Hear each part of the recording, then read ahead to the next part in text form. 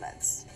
Well, China confirms a new case of African swine fever. The 20,000 hog operation is located in a southeast province. The disease was discovered on the largest farm to date. Officials have now quarantined the area and will call all 20,000 head. And joining us now is Leah Wilkinson with the American Feed Industry Association. Leah, thanks for joining us for this important subject. Currently, what is the feed industry doing in response to these ASF outbreaks that we're seeing? Sure. Thanks for having us. So first and foremost, we do not have African swine fever here in the United States, but we do import ingredients from China and other countries where the virus is.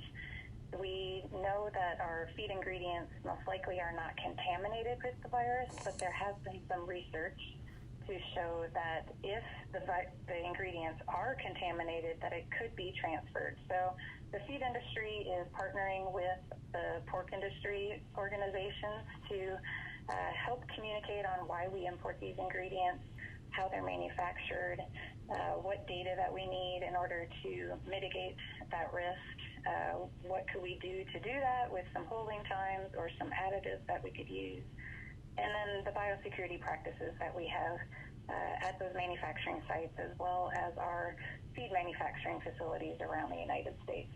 Now, Leah, a number of organizations have released information to pork producers here in the last week or so on ways to help reduce the risk of any kind of transmission taking place. What does the educational tool say, and what does the feed industry think of these options that have been put forth?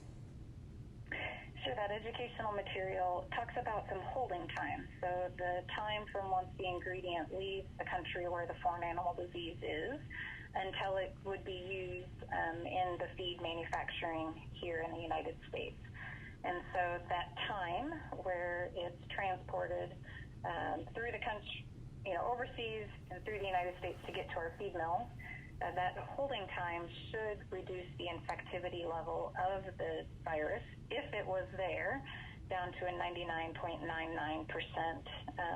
degradation rate. So that's what that material talks about based on the limited data that we have. I think we have 2 data points, so we're trying to help fill that research gap with some more data and talking about things like amino acids and vitamins.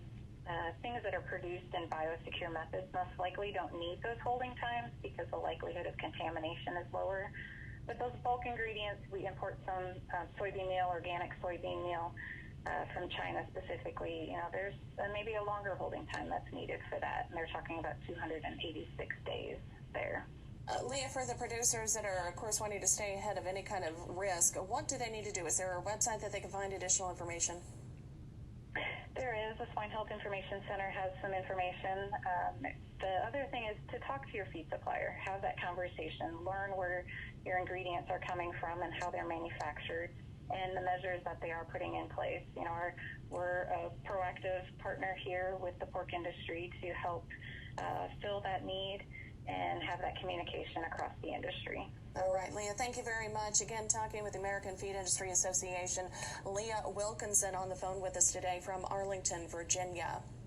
Well, it's been